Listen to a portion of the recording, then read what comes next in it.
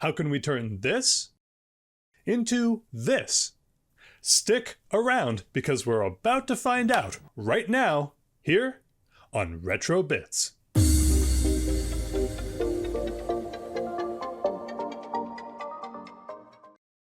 It's 2025, and cathode ray tube televisions are becoming more and more in vogue as retro gaming explodes in popularity.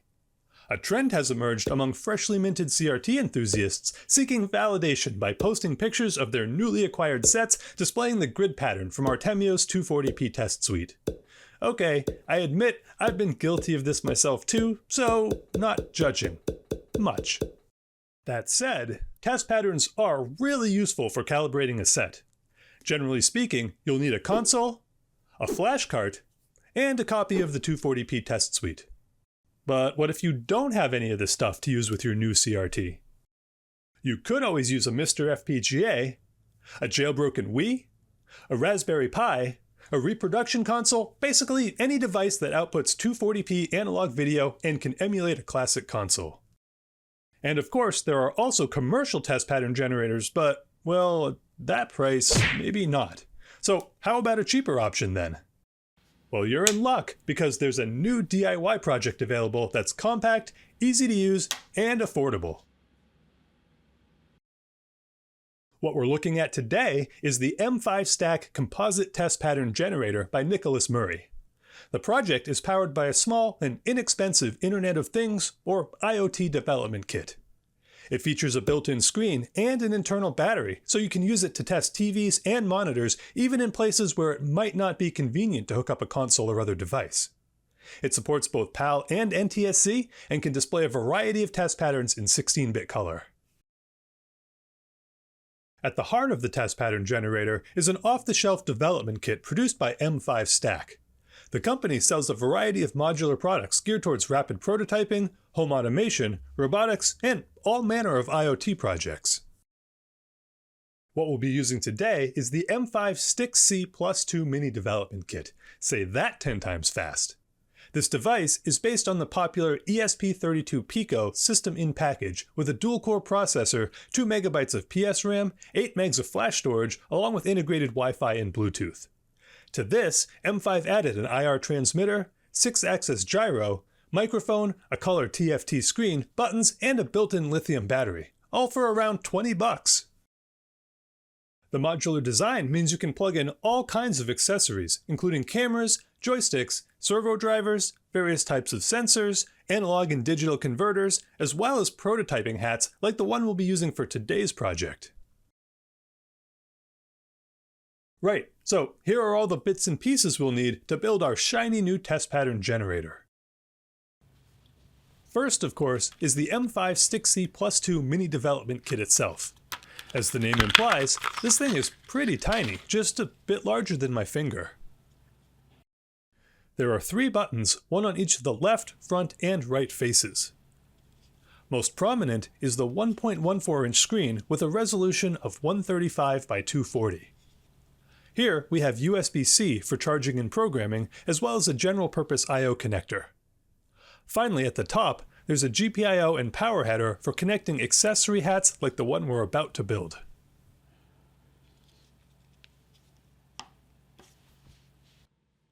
Next, we have the Proto Hat.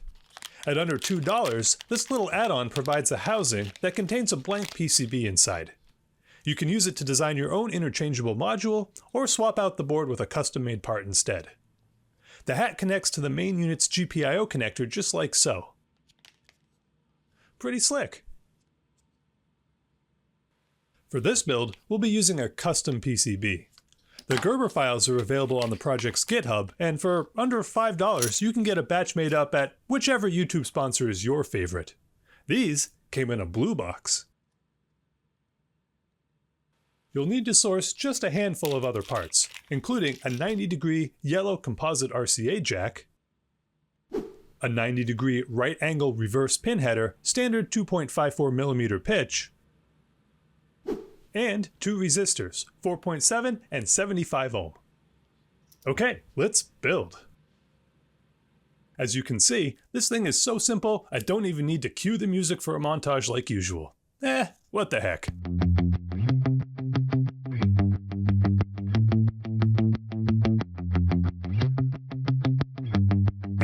we're done.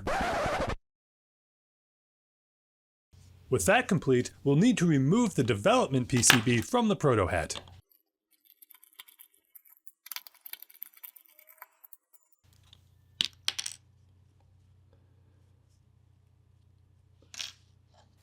Our new board fits in nice and snug, but you'll have to trim the component legs for clearance.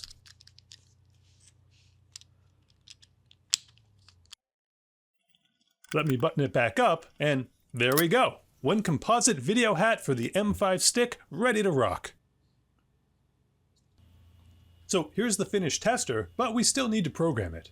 Before that, let's take a look at the stock firmware. This demonstrates the built-in 6-axis gyro sensor. Here's the unit's real-time clock, microphone, IR, Wi-Fi, and Bluetooth. Pretty neat little device. Programming the new firmware is as simple as it gets. First, connect the M5 stick to your computer via USB. Then, navigate to the GitHub page and click the link provided in the Uploading Firmware section. An install button will pop up and it'll prompt you to select a target. Windows automatically configured the M5 stick as COM3 on this PC, no drivers or special software required. Just follow the prompts and before you know it, the install will be complete. Easy. Before we move on to testing, I wanted to mention there is an off-the-shelf option for those who aren't into soldering. It's not quite as tidy as the proto hat method, but the GitHub page has the details if you opt to go this route.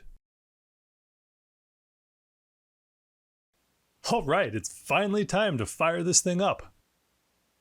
Hey, it works. Awesome. The color bars are nice and vivid. Ah, there's the grid pattern.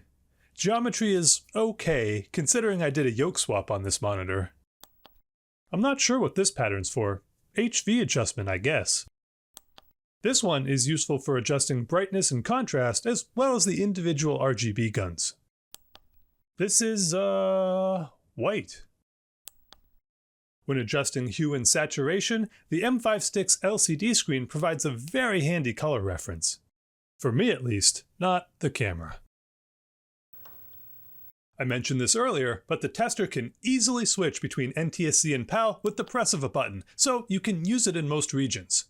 Sorry about the flicker, the camera is set up for NTSC 60 Hz.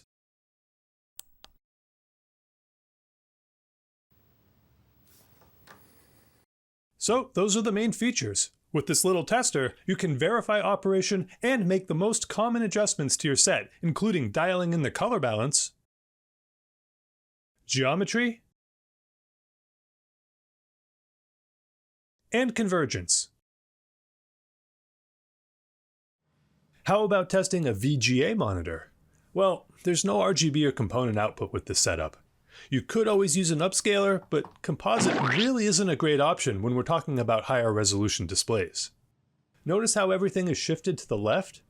This happened on every CRT I tested with, and I'm not sure why.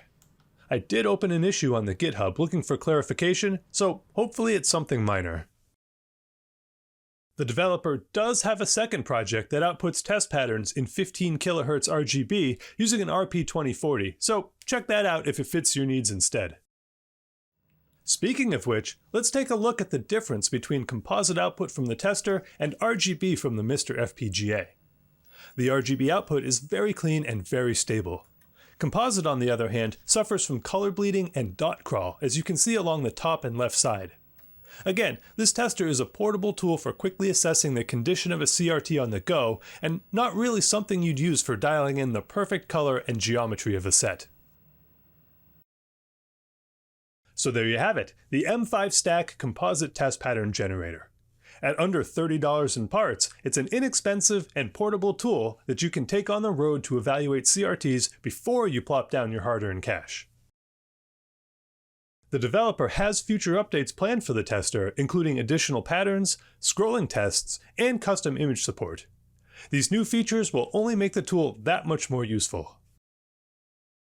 Of course, you can already use what's here as a starting point to adjust your color, geometry, and convergence, but mostly so you can post pictures of your latest CRT find on social media. I hope you enjoyed this bit. Thank you so much for watching, and see you next time on Retro Bits. Now, if you'll excuse me, I've got some pictures I need to post to Reddit.